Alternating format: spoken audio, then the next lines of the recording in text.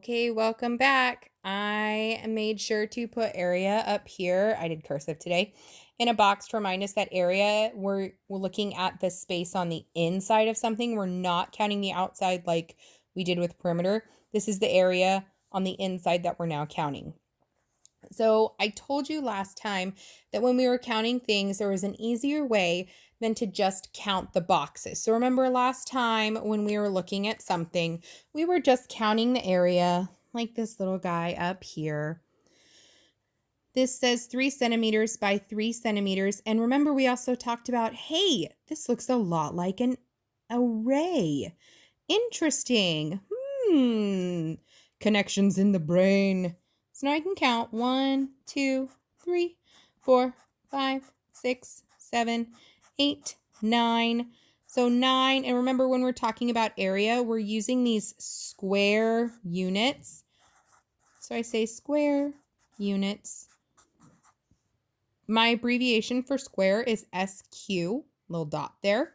9 square units. Now there's an easier way. Area, A, equals length times width. So this fancy L, it's a cursive L, times width. Length is the long way.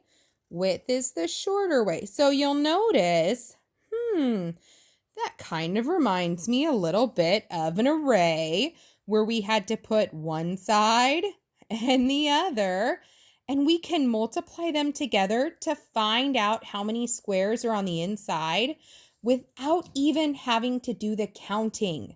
This is why those multiplication facts are so helpful now. Not only do they help you with multiplication, but now they're helping you with your area too. So here's how the trick works. Length, 9, times width, 2.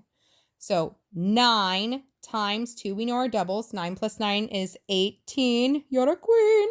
So this would be 18 square units, but don't just take my word for it. Let's double check and let's count.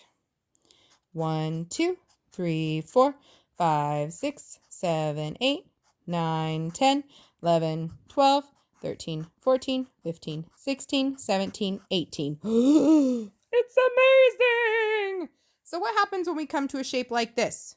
Easy. We can just split it up into smaller shapes. Let's just do a little cut right here. Now I have 2 smaller shapes and I just have to add them together. So I'm taking them apart and then I'll add them back together. So I've got 2 on this side and I know this side is 2. Without even having to count 1, 2, 3, 4, I know that 2 times 2 is 4. So this one right here, the total is 4. Now this rectangle down here, my width I see over here is 2, and my length, 1, 2, 3, 4, 5.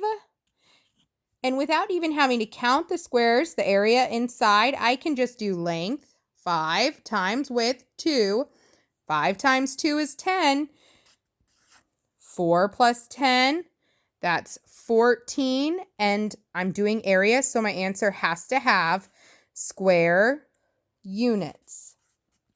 So this is my new trick when we're doing these things. If you can figure out your shape as a way to split it into something that has length times width, notice that these are all look like squares and rectangles. You can use this formula, area equals length times width, to help you out.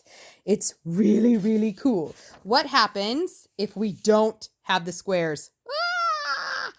Let me show you really quick. I'm just going to cut this in half again. But if I cut this in half, that means I'm cutting this side in half.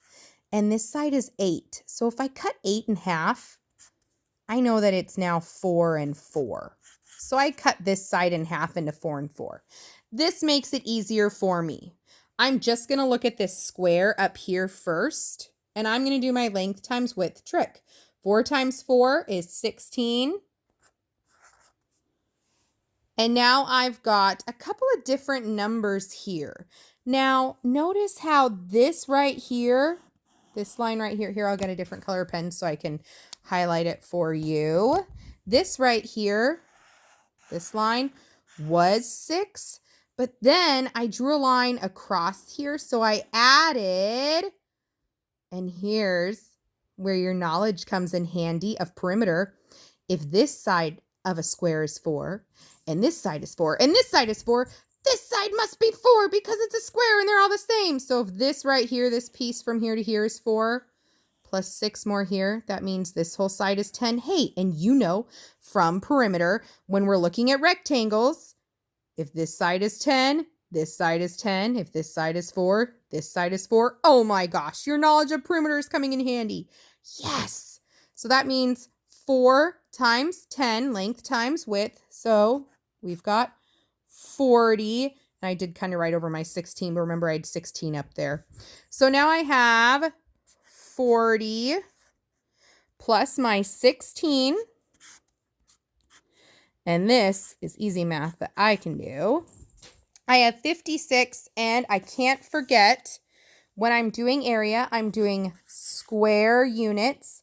But these aren't just units anymore. They gave me an actual way that I'm measuring them. I'm measuring them with, this is an M for meters.